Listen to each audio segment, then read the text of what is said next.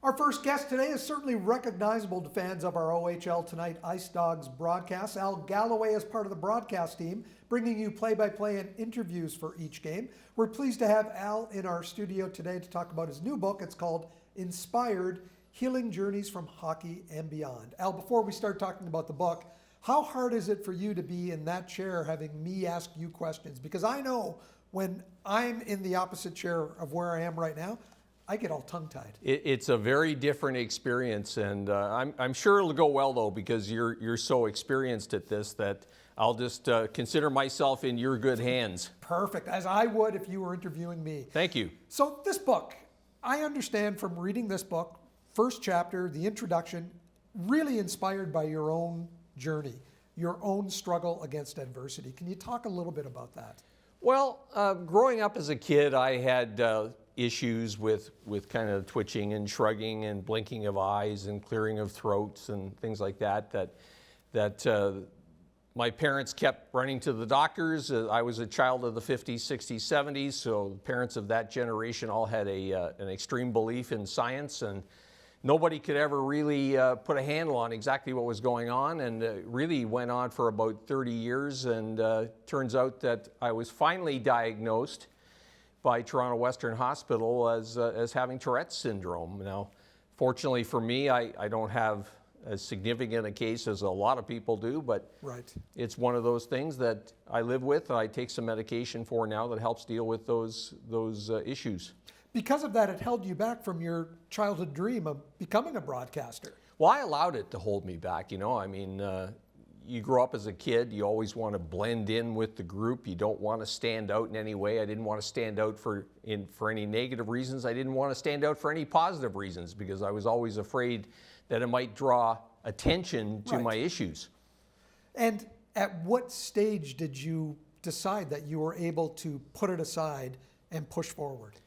Well, as you mentioned, I did try to get into the broadcast business, into sportscasting. Coming out of university, I had done a little university radio at McMaster and wanted to be in that type of business. But I always felt in the back of my mind that nobody would really accept me. And it wasn't until I was out in the automotive industry for a number of years that a good friend of mine who I was working with at Honda urged my wife and I to get it dealt with, and I finally got my doctor to refer me to what was known as the Motion Disorder Clinic at Toronto Western Hospital.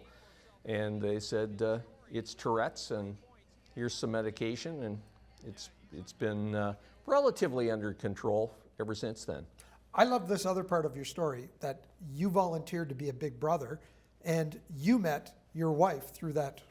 Yeah, it wasn't supposed to work out that way, but yeah, Jason and I first became a duo, I guess, when he was 10. And over the years, the relationship with his whole family, and my wife comes from a family of 8 siblings. Wow. So it was a situation where we just finally got to know each other, and we kept trying to walk away from it, but turns out I guess we were meant to be together because we've been married now for 30 plus years. So it's a fantastic story. Another fantastic story from your book about your broadcast partner, and I've had Ed Burkholder in on this program before, and we've talked about his struggles, about losing his parents at a young age, about fighting cancer. His story is an inspiration in the way he uses it to move forward and help others as well. Yeah, hashtag check yourself, express yourself. Ed deals with issues such as cancer, and of course he's a mental health advocate as well. Talks to people out there in industrial settings, corporate settings, also to hockey teams. He's always advocating for young men in particular to stay on top of their issues, and he's a bit of an inspiration to me in that respect. Some of the other stories in your book, Jim Thompson, longtime NHL player, facing life after hockey, and really it didn't go well for him at first. No, Jim grew up in a household where his parents were both dealing with alcohol addiction primarily.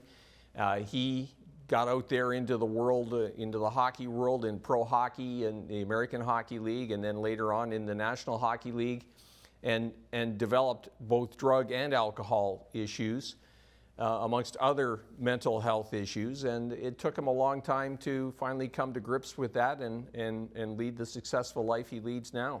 You talked to one Paralympian who mistakenly thought she had, was it MS? Muscular dystrophy. Muscular dystrophy, and lived her life and competed with that knowledge, and then found out later in life that she didn't actually have muscular Danielle dystrophy. Campo-McLeod, she's from Windsor. I read an article about her online, and I thought, I've got to have this story as part of my book.